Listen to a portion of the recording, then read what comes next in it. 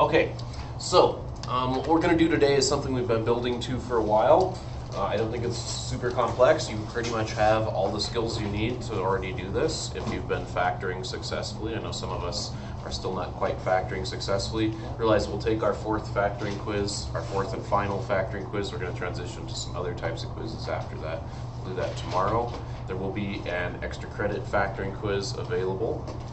That will be test points, which means it's 12 test points. How many test points do you guys have in your semester so far?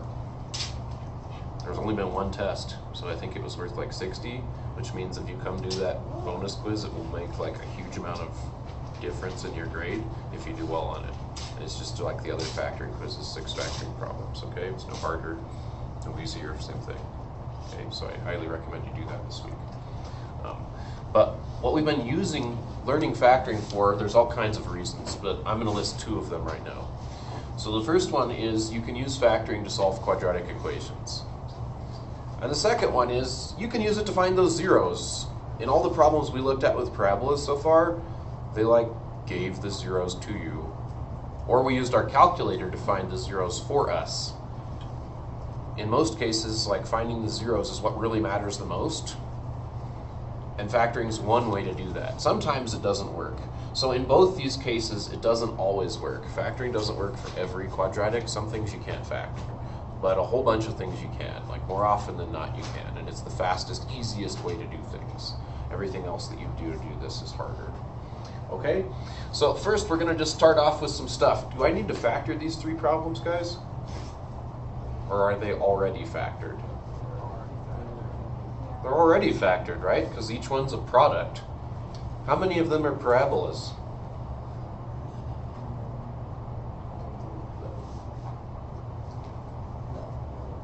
Well, let's see. If you guys look at these right away right now and tell me they're parabolas, you should be able to expand them to check. So let's expand these guys to check and see if they're actually parabolas. So this guy, we're going to expand. I'm going to go, okay, distribute the x. Distribute the 8, combine the like terms. So this isn't going away. Our next unit test is going to have all this stuff on it, several different things. So yes, is that a parabola? Yeah, A is 1, B is 3, C is -40. Great. Let's expand this one. Now there's no point on these problems of doing this, but if you want to for practice, it's not bad. So this times this, we got 8x squared. We've got a 12x, we've got a minus 22x, and we've got minus 33.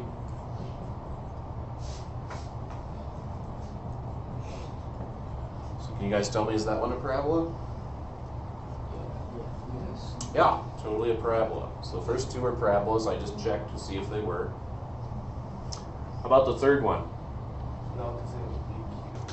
See, so now Caden, after looking at those first 2, is now looking at this one, and without doing the work, he's saying there's going to be something cubed, which is going to be not a parabola. Now I'm going to write it out, but that's what you should be able to do. So if you're watching the video right now, you should also hopefully see that this is not going to turn out to be a parabola. So I'm going to ignore the x first and distribute these.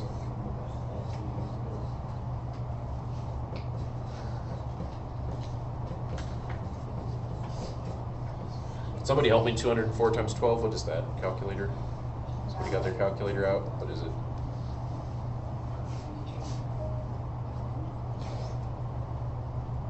Oh, I did times 1, I'm sorry.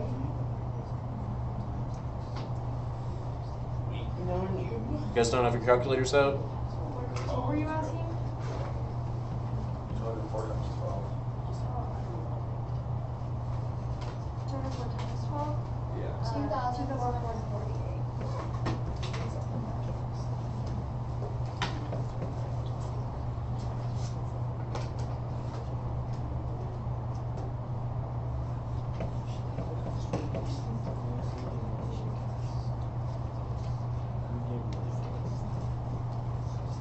And then you'd have to distribute this x through, so you're going to see that there's going to be an x cubed right there. That's what Caden was seeing.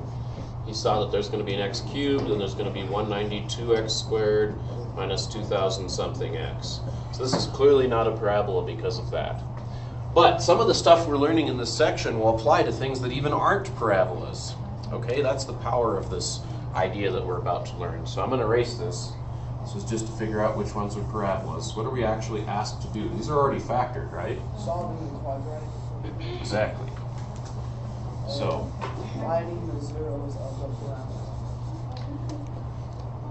so the idea here is the zero product property. So I guess I'll write that down up here on top. So zero product property. This is how we're going to achieve 1 and 2. So what does the zero product property say? Well, it says if you've got a product and either thing is 0, then the whole thing is 0. So if we have an equation, I'm going to turn these into equations now that are set to 0. Then if I have a product, you guys tell me, do I have a product in each one of these? Totally, I already do have a product on each one of these. If you have a product, the zero product property says if any factor in the product is 0, then the whole product is 0. This is one of the most important properties that we're learning this year. It's really simple. All it says is if you have a product of things, let's think really simply to begin with, like A times B times C, and it's set equal to 0, then you can make that happen a variety of ways. It could be if A is 0. If A is 0, does it matter what these are? No, because this 0 kills the rest. Does that make sense? So the whole thing's 0 if A is 0, or if B is 0, or if C is 0. So that's the idea that we're using in this section. It's not a brilliant idea, but it does kind of work nicely. And it's what allows us to find zeros of parabolas and solve quadratic equations. Okay? So, if that's true, then you guys tell me, looking at this product, which is already a product, what can you plug in to give you 0? If you plug in 0, you get 8 times negative 5, which is negative 40. So no. What can you put there to make this factor 0?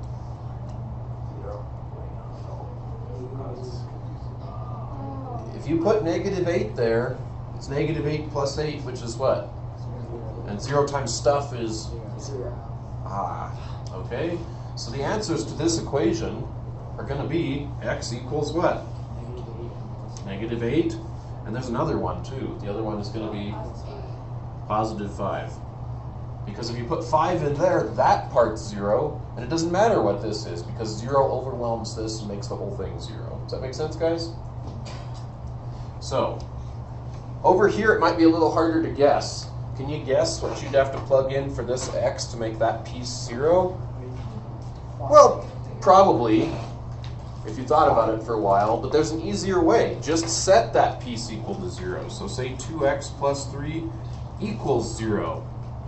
And solve. Help me solve for x, guys. What do I do first? Oh, an x by itself? Yeah.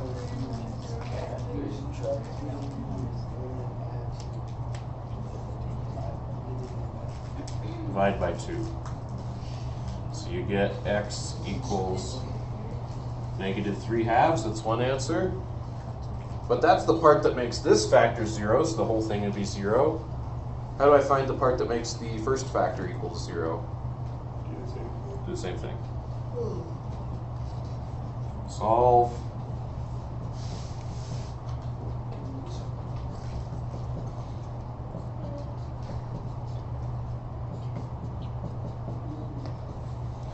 So those are the two answers to that one. Now parabolas, you'll find, generally have two answers. Why do we generally have two answers? Can somebody tell me if it's a parabola? Because a parabola generally hits twice. Didn't we see some of them that like hit none, and some of them that very rarely hit just once, just kissing it? Above 0, it's not going to touch. Yeah, totally.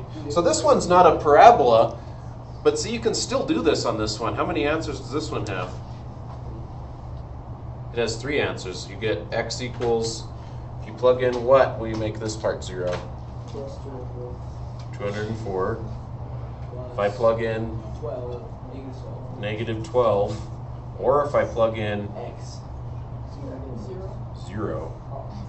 So this guy's not a parabola. In fact, it has 3 x-intercepts. It is a It's some other kind of polynomial. It's a cubic. It's a cubic snake shape. Yes, very nice. Okay, great. Let's look at a couple more where we have to factor.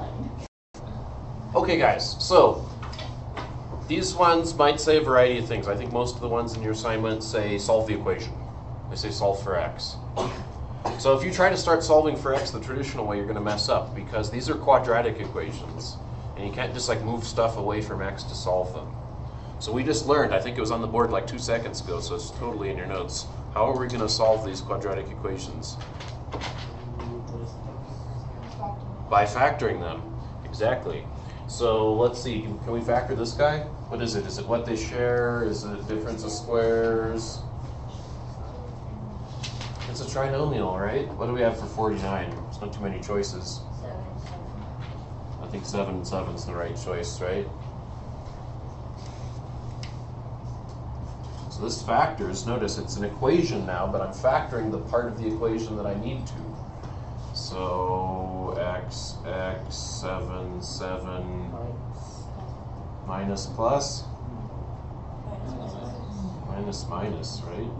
That adds up to negative 14 and multiplies to positive 49. So that's the right way to factor that guy. So why did I factor that guy? Well, remember, we just said that if we want to see the whole thing as 0, if either one of these pieces is 0, that'll do it. So what would we plug in to make this 0?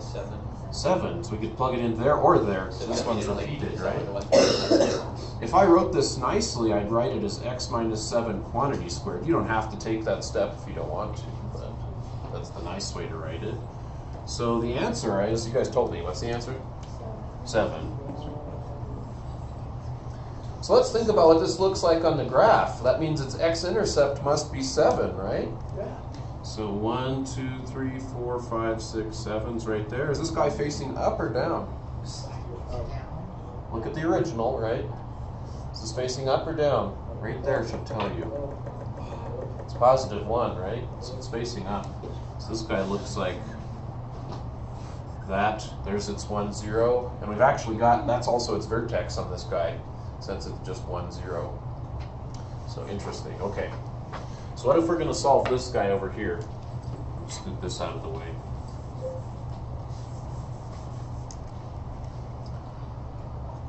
Any ideas what I should do first? On the left-hand side, they do share x, but how many terms are there total? 1, 2, 3. It's a trinomial. What's different about it from the first one, though? Equals 21. Equals 21. Well, all these problems, in order to factor and use factoring, you have to have it set to 0. So what should I do first? Yes. I think I need to do that on both sides. So if your problems are not set to 0, this is big time important. You got to set them to 0 first. That's the first step before you do any factoring. There we go. Now it's set equal to 0, and I think this one's a standard trinomial. You guys are saying that, right? 21, which factor is going to work? 7. I think 7 and 3 might give us 4 somehow. Let's see. 7, 3, what combination of 7 and 3? Positive 3 or positive 7? 7, yes, minus 3. 7 minus 3 is 4, 7 times negative 3 is negative 21, there we go. Remember, now it's set to 0. The whole point being, what can we plug in to make the whole thing 0 then? Negative 7. I can put negative 7 here, that's one answer. I can put 3 there, that's another answer. So that's it. If it doesn't say do the zeros of the parabola or something like that, you're done. If it did by chance ask you to do something with the parabola, you can come down and sketch the parabola. It's real easy now. Those are the x-intercepts. 1, 2, 3, 4, 5, 6, 7 right there. And 1, 2, 3 right there. Up or down on this parabola, guys? It's positive 1. So it should be an up parabola.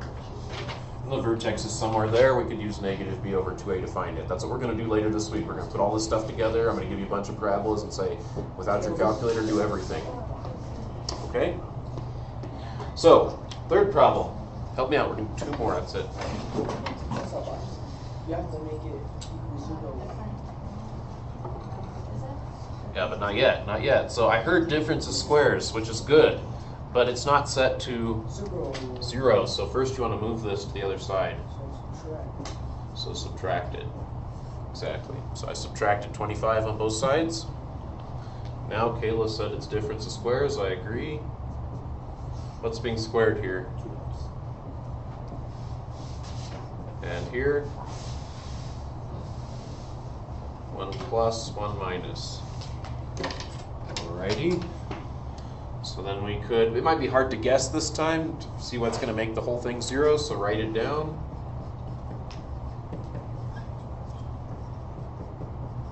Because if either one of those is 0, the whole thing's 0. That's the key you should understand, yeah. So I'm going to subtract 5 on this one, bless you. And divide. And I'm going to add 5 on this one. And divide. So I think that's negative 2.5 and 2.5. That's where this parabola would be. And it's facing up again, so I picked kind of a bunch of facing upward parabolas, but it would cross at negative 2.5 and 2.5. Okay, let's look at one more. Okay, last 2 examples for today. So, same thing. What's missing on the first one if we're going to do this the same way as those last couple problems? You guys tell me? Yeah, it should be equal to something, so let's figure out where this parabola is equal to 0. We'll just find its intercept straight up, okay? So, how am I going to do that? Can I play what they share? That's what I'd always check for first, by the way, when you're factoring. I'd always see, do they share anything? They don't. Can I do difference of squares? Of course not, right? There's no difference, there's no squares, except for x squared. Is it a standard trinomial? No, because it's got 3 and not 1. So this is one of those tougher trinomials, so we're going to go, help me. 3 times 1 is 3, right? Okay, so then factors of 3 which led up to 4. Well, that's 3 times 1, that's pretty easy. So we're going to go 3x squared plus 1, 3x, and 1x. Okay, then you cut it right down the middle. Very nice. And you do what they share. These share. They share 3x.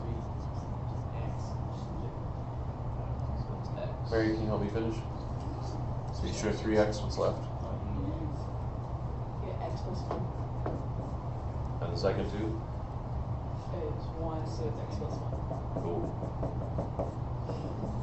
Whoa. So you share x plus 1, very nice. There, now it's factored. Why'd we do that again? Now we know why we do that. One reason at least is Define zeros. to find the zeros, great. So one of the zeros you can do really quick. 1. X squared. It's negative 1. You put negative 1 there to make that factor 0, don't you? Do that. So one answer is negative 1. This one might not be so easy to see. Can anybody do it in their head yet? Yeah, it's either negative 3 or 1 I heard somebody, negative 1/3 is the right answer. How do you do that though? Don't make it hard, just write it down. Solve for x. There's Richard's negative 1/3 is trying to do it instead. Okay? So those are the 2 zeros, we could plot them on our parabola. Let's do one application because you guys are going to definitely want to be able to do these. Oh. So something you might use this for, it says we've got a diver, they gave us a parabola that models how high the diver is, heights in meters, times in seconds. And they want to know how long it takes the diver to reach the water. So, thinking about this, let's just do a quick sketch. We don't have our calculator or anything on this one. Is this parabola up or down? This parabola is down. Down. I don't know exactly where it's at, but let's suppose it was something like this, yeah? Okay, if it was up, how the heck Sure. would it It wouldn't make sense, right? Not really high. It'd be like an opposite graph. Exactly. I mean, anything that's like gravity is going to be some kind of parabolic shape like this. So you can do a proof in physics, actually, it's a good question, that says that anything that operates under gravity, if it's just free fall under gravity, or even if it's like kicked or shot or something, anything that's called projectile motion is always a parabola. And of course, it's always going to be a down shape unless you are living somewhere with a strange gravitational effect. But it's always a parabola. Okay? So, good question. Let's think about this one. It says, find the time it takes to reach the water. Where's that time going to be? Remember, T's in seconds, and H is in meters. Do I want to know how high this is? No, you want to know that bottom. What spot, Colton? The bottom. This spot? No. You want to know from This spot? No, the other side. vertex all This the way spot? down to, you know, Yeah, seconds. So I want to know this spot, and it might be on your problem that like on this one, this parabola I've drawn here might not be the one for H. But if this was indeed H, I'd have to find this 0 and do what? Would that be the answer? It'd be the distance between this 0 and that one. You'd have to subtract the 2 zeros. Now I think some of your problems might have that. I know I made one on one of the worksheets later this morning, that does that. So you have to subtract. This one I'm not sure. Let's figure out the zeros and worry about it in a second, okay? So we're going to set the height to 0 then, because that's what we're trying to find. These spots both have a height of 0. So me putting in 0 there has to do with the problem and thinking about it and saying the height is 0 when the diver hits the water. Does that make sense? That's her height when she hits the water for that instant. So you guys tell me, how can I factor this? What do you want to do? We could do it this way. Use the longer algorithm. I'm kind of hoping we don't have to. They share something. See, yeah, totally. What do they share? 16. Very nice. You know, let's pull out a negative 16 so that the negative goes away. That's going to be an issue. So I'm going to do a negative 16. What's left here then? 2t squared. If I pull negative out of negative, negative out of positive, excuse me, I get a negative t. And if I pull negative out of positive, I get a negative 1. So that guy, I think we're going to definitely have to use the longer algorithm on, but at least we won't have to be thinking about 32 times 16. That's like really big numbers, yuck. So I'm going to factor this guy over here. So let's see, 2t squared minus t minus 1. Here we go. Negative 2. I think that'll work.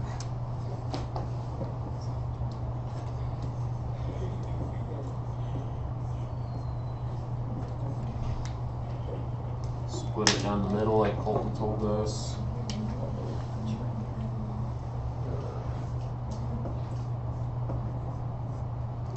Those share 1 or negative 1.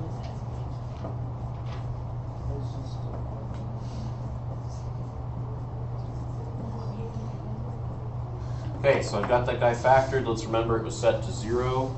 So I've got this over here.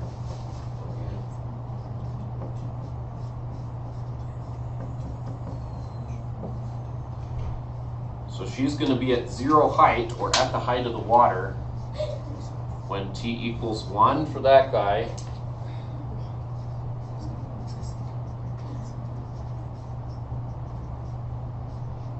Or when t equals negative 1/2 for that guy. So if I were to fix my sketch up here, I think this is a little bit easier problem than I anticipated. Some of yours won't be though. We have an x-intercept here at 1. We have another x-intercept back here at negative 1/2. The parabola must look something like this. So the time it takes for her to hit the water is just going to be that. How far is that? 1. So the answer is t equals 1, and we got to get our units on something like this. Seconds. Second.